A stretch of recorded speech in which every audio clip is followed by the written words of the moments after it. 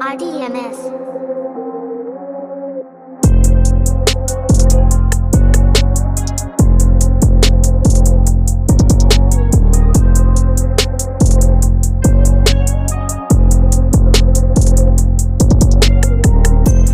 Whenever I do fight again, I need Christian Reynoso there on commentary.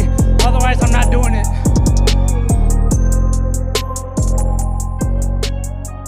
What's up, guys, and welcome back to another edition of Reynoso, and we have a big episode ahead of us. I've been lucky enough to talk some legends. I've been lucky enough to talk some up-and-comers. I've been lucky enough to talk some people that are, just days away from huge fights. But this is hands down the freshest UFC signing I've ever had on the show. You saw him just last Tuesday on Dana White's Contender Series, picking up a first-round finish, NCAA All-American, 11-0 undefeated professional mixed martial artist, and as of Tuesday, officially signed to the UFC. Please welcome Mr. Tommy Gantt. What's up, Tommy? Hey, what's going on, bro? Glad to be here, man. Thanks for having me. Man, this is such a pleasure. Like I said, I mean, the ink on your contract probably just finished drying or is still drying. Here you are taking some time to talk to me, bro. 11-0.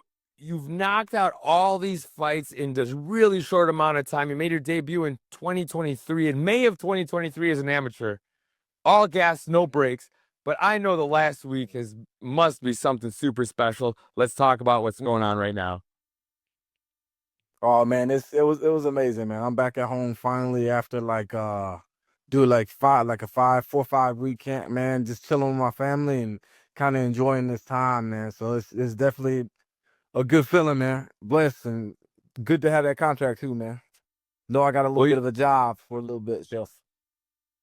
Yeah, there's some job security, I'd say, that comes with Dana White giving you the nod at the Contender Series.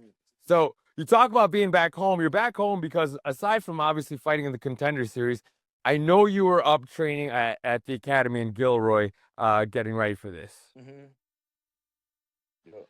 Yeah, man, that's rough, man. It was rough, honestly. It's a rough couple weeks. What were you gonna say? No, what I was gonna say is, so you're coming from Gilroy. Obviously, that's DC's home, right? So you came into the Contender Series not just with the momentum, and I'll say pressure of being an undefeated top prospect, but you showed up to the Contender Series as Daniel Cormier's boy. Let's talk about what it meant for you to show up with that, with somebody like DC, giving you the stamp of approval, stepping into the UFC cage or the Contender Series cage. So man, so first off, I don't see pressure as pressure. I kind of have always looked at it as a privilege, man, because honestly, there's a lot worse positions I could be in, a lot worse jobs I could have, so I don't necessarily see it as pressure. And then two is like, for me, man, I've always kind of blazed my own path, so I don't really, not to say I don't want to accomplish what he's accomplished, because obviously I do, but like I like to blaze my own path. I'm a different style of fighter. We got same mentality, same background, but at the end of the day, I'm me and he's him. You know what I mean? It's gonna be hard for me to do what he's done, and hopefully we get there. But I want to blaze my own path, though. You know? Absolutely. I think, there's going to be comparisons drawn, not just to DC. I mean, obviously DC was there like giving the vote of confidence, right? So that comparison is going to get drawn. In your style of fighting, you've heard it already. People are like, "Oh, this guy's got John Bones Jones vibes," right? Um, which isn't a bad comparison either, right? But man. I think Obviously, also, choose the field. Yeah. Was that what were you gonna say? no, I think also, as you're 32 years old, as somebody making the transition to mixed martial arts after an extremely accomplished wrestling career at 32 years old, I think that's another reason you're probably going to get compared to some of the other greats that had a similar trajectory. So why don't we talk about that real quick?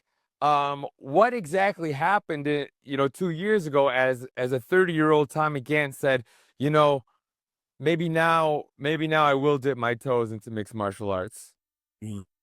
So man, really, wrestling's always been my first love, man. So before I started fight, before I took that amateur fight, I really could have never saw myself fighting, man. I used to like watching it and stuff like that. I like watching DC, Jones, Couture, all these different guys. So it was always fun, but I never thought like, oh man, I'm gonna fight. Because I was like almost obsessed with the idea of winning the Olympic gold in freestyle wrestling as well as world championships and NCAA championships too. So I think when it was kind of coming to an end, because you can't roll for forever, man. You get about in your 30s and you haven't really made a US team, then it just gets harder and harder. You know what I mean? Because you got 22-year-olds that are coming through the ranks and 18, 19. Dude, our last world team, I think want to say had two 19-year-olds in it. So that just tells you the evolution of the sport of wrestling in America. So I get up into my 30s and I go to a ranking series tournament in Croatia, I want to say. And I think I lost in the repechage in the second round before the bronze medal match. And I was just like, oh man, I think I'm done with this, man. And it was kind of bittersweet, but then I talked to one of my coaches that I had held pads for me probably a couple months prior. And he's like, hey man, you want to take an amateur fight? I was like, yeah. I was like, why not? I'll take an amateur fight. So I take this amateur fight and I tell him, this is sidebar, but it's funny though. I tell him, I was like, dude, I'm not wrestling this dude. He was in his mind. He was like, and then he tells me after, he's like, bro, you told me you were gonna wrestle the dude. He's like, nobody that I've ever coached went in there and did exactly what they said. He's like, the moment they got hit, they started wrestling. But I dropped the dude. I think I knocked him out with a right hand, but it was all striking on my end. The guy started engaging clinching with me. But it was just funny to kind of see my coach say that. I was like, man, that's funny, man. But ever since then, man, I just kind of been rolling downhill, man, just picking them up and racking them up. Yeah, unreal. I mean, if I'm not mistaken, you had 8 professional fights in 2024, and then Yeah. you've had 3 in 2025, one of which, of course, coming against Adam Livingston at the Contender Mhm. Series. So, Yeah. like you said, it was all gas, no breaks. It's one after the next after the next. And that leads you back to the Contender Series. So let's talk about that Contender Series fight, just because it just happened, like literally days ago. Mhm. Um, Yeah. so I remember I'm sitting there Tuesday night. Tuesday nights become like everyone's favorite. Like Contender Series so hot right now, man. And People love the build up, I remember the build up for your fight. It's like, all right, this, you're respectful, you done got that quiet confidence, And Livingston kind of has like this smirk on his face talking about like this history you guys have. A history that you didn't the history that you didn't mention once. Because I'd watched more stuff on the build up for you for this fight. Mhm. So I thought that was a little weird. Um, Yeah. and then the fight happens. You go out there and you finish them in the first round. I don't know if you broke a sweat or not. So let's talk about that real quick, if you don't mind.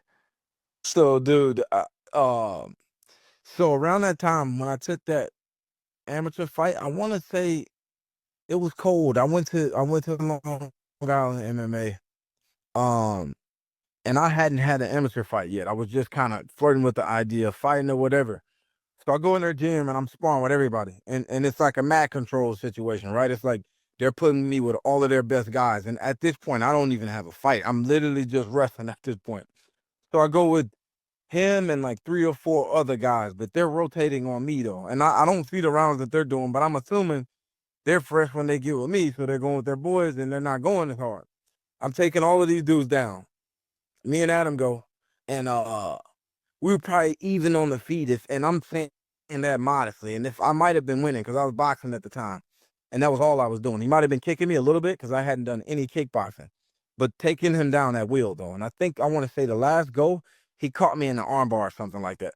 But before that, it was all me. So I don't even know what he's talking about. And at the end of the day, man, it's like, bro, sparring is sparring for a reason. Like obviously, I wasn't going 100%. You know what I mean? So, Yeah. I mean, I don't know, man. I guess if that's what he was referring to, good luck, because you see what happened. Yeah, I'm gonna tell you something, bro. I don't know him. Obviously wasn't there. Mhm. But as you're recounting this interaction, I could tell you something.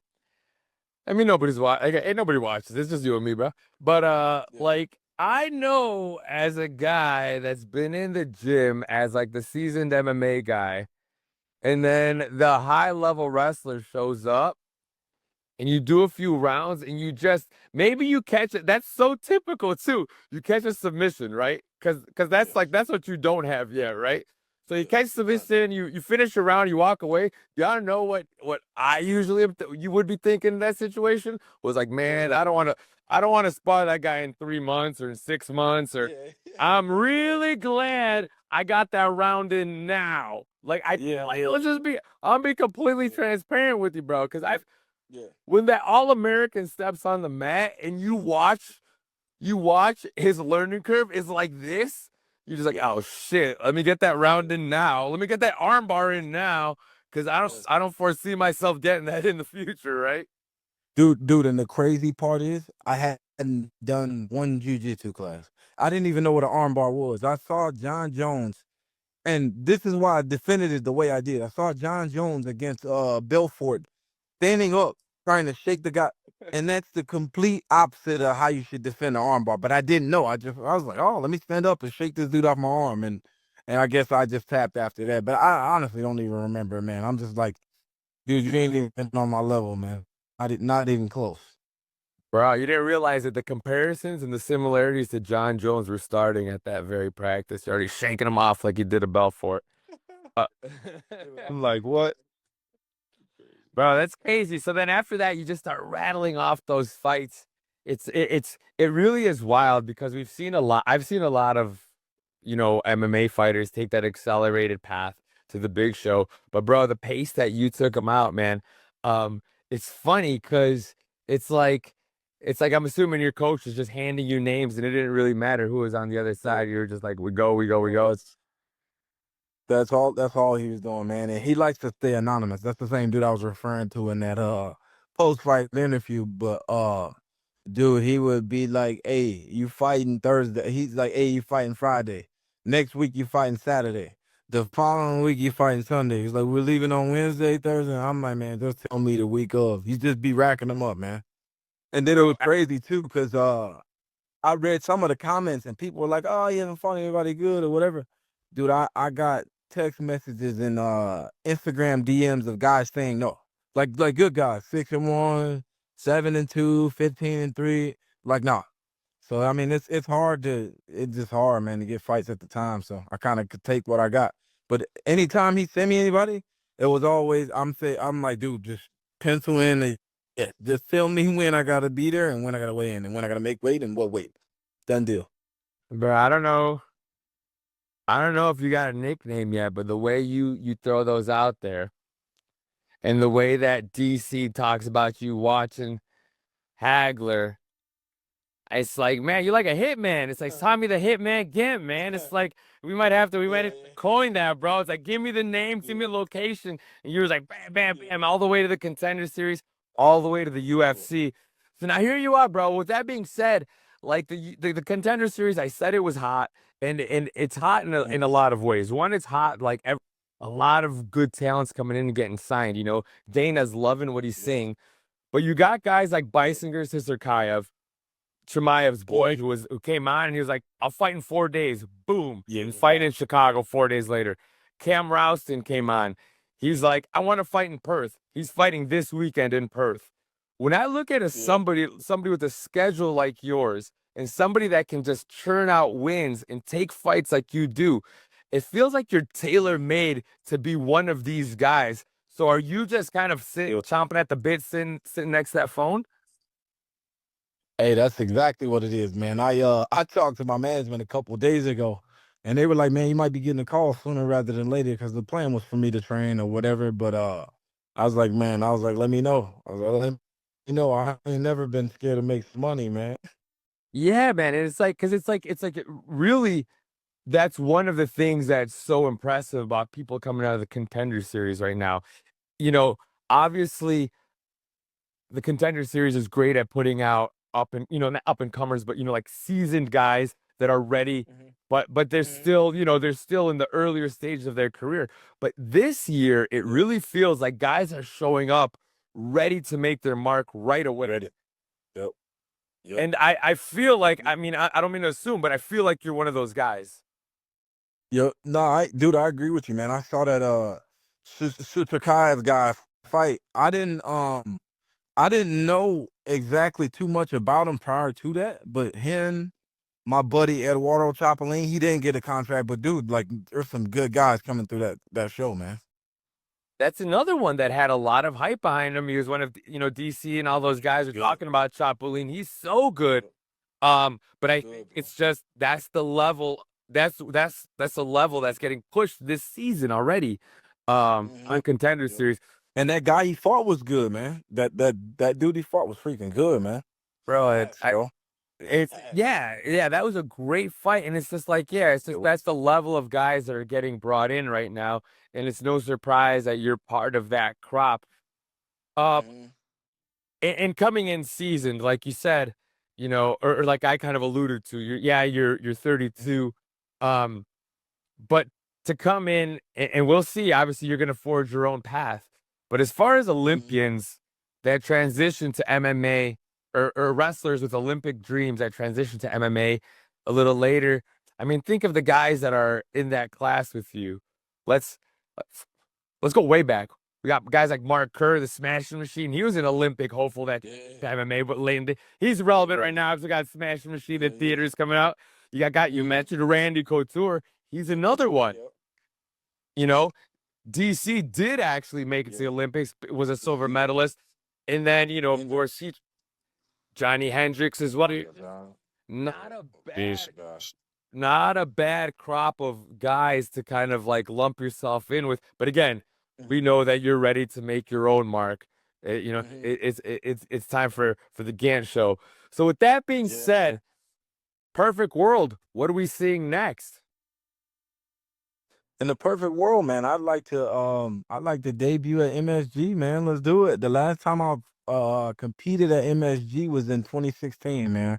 I was funny story. I was seeded number 2 at the NCAA tournament. I got upset in the second round, I want to say, by this guy from Ryder, and I ended up coming back to All-American. But man, it was heartbreaking and heart wrenching to be in that situation. So I'm on that redemption tour, man. I'm if they ask me, I'm gonna have to be on an MSG card, man. I'd say that's beyond redemption. That's beyond redemption, man. Like full circle. And then you wanna talk about knocking a chip off your shoulder. You could be mad I mean, the past sometimes hurts, but if that's what's in store for you, bro, Yeah, pretty good. that was probably one of the pits in my career, man, in college to get knocked off like that in the second round. So I'm trying to get back, man, get that redemption. And it just goes to show you everything happens the way it needs to. And God only knows what will be written in the next Tommy Gantt chapter. I'm gonna wrap up with one thing. I don't want to take up too much more of your time. I know you're a busy guy. You're finally home. You're with your family. Yes. You're a family man, bro. You got 3 kids, if I'm not mistaken. Yeah, I do. Yup. 14-year-old, had her in high school, a 4-year-old and a 1-year-old, man. Yup. So son and dad, man, when I'm out. That is, man. That's amazing, brother. I get it. I want to ask though, because see, my kids were born after my wife was pregnant in the audience when I had my last fight. So as long as they've been around, I've just, yeah. So as long as I've been around, or they've been around, they know I fought back in the day, but it's history, right? And it's just I'm just dad, and I'm the wrestling coach every now and then, and that's kind of it. So I guess this question applies more for your 14-year-old. What's it been like, or has there been a dynamic shift in the last couple of years? Because you've gone from being a badass wrestling dad and a coach, right? I know you're a coach in NC State. So all of a sudden, you're a prize-fighting combat athlete jumping into the world's biggest stage. And basically, your 14-year-old has gotten to watch this evolution happen in the blink of an eye. Has it been weird, a little bit dynamic change at home? Just a tad bit, man. So she's going into high school or whatever. So I guess it helps me out too. It keeps the competition and the young knucklehead boys off her. But yeah, man, it's been crazy, man. She's seen me through almost every phase of my life, man. I had her going into my senior year, I want to say. So she's seen me as a high school wrestler, as a college wrestler, as a coach, as a fighter, and now a prize fighter in the biggest platform on the planet. So, but Funny story too, dude. She came to Gilroy with me this summer and she watched me spar. And DC was telling her, "Hey, get over here with your dad. Come watch him spar because you want to spend his money." And dude, I thought that was the funniest thing ever in that round, bro. And then she was laughing, and it was just a good time, man. But yeah, man, that's probably one of the biggest inspirations that I have, man. Because I took a lot of time away from her when I was younger, and even in the college and stuff like that. So it's just kind of like, man, let me really make this push and change her life these last couple of years. So that's definitely one of my goals, man. That's beautiful, man. And it's beautiful that DC can impart perspective for you, but also for her. He's like, your daddy's about to Yeah. be Yeah. famous. So you better get over here and get on this bandwagon. That was funny, bro. I think it was like June or July or something like that, man. The funniest thing ever, bro. I was like, this dude crazy, but he's right. That's awesome, man. I mean, obviously the support of the wrestling community is huge. Um, the support of having guys like DC in your corner and big names, like Mhm. that can usher you in and kind of, pat Dana on the shoulder and say, watch for this guy. That's all huge. Yeah. Um, but you know as well as I do, nothing quite matters as much as the support of your family, of your kids, and, Yeah. and having them along for the journey, your daughter being Yeah. able to see your growth, your evolution, and your hard work, man. That's stuff that I don't need to tell you, bro. That goes well beyond the mats, the cage, and that's huge, man. What a blessing, brother. Unbelievable, man. Yeah, yeah, definitely, man. Dude, I'm not gonna take any more of your time. I'm gonna let you get back to that beautiful family. I know you're an hour ahead of me, so you probably want to get to bed. Yeah. Any It's final all good, thoughts? man. Love, sponsors, I don't know, breaking news you care to throw out there before we wrap up, my guy? Hey, I got a big announcement coming on my IG this week. Probably gonna be Friday, and shout out to Oak Grove Technology, Sabor del Sol, and a host of other people, man, that helped me out. Just showing them some love, man. But appreciate you having me on, bro. Don't be silly, man. Like Illinois, we talked. Illinois boys, baby. Yeah, man, that's amazing to find out we had that Yeah. Illinois connection, bro. Um, Yeah. Before we went live, you did shed some light. I believe it. I knew it that you got hundreds of messages sitting in your inbox, Mhm. and it's an absolute blessing. God works in mysterious ways, but for whatever reason, He Yes, linked sir. us up, and I believe it happened for a reason. This has been a wonderful opportunity, for me, not just as somebody trying to make it in, trying to make it in broadcasting and media, but just a dad to dad, and just Yes, sir. a fellow Christian. I want to tell you that we're in your corner, my guy. Team Gantt all day. And I Sir. appreciate you so much, Tommy. Thank you so Mhm. much, and we'll talk to you soon, my guy. All right, I appreciate you, brother. Thank you, man.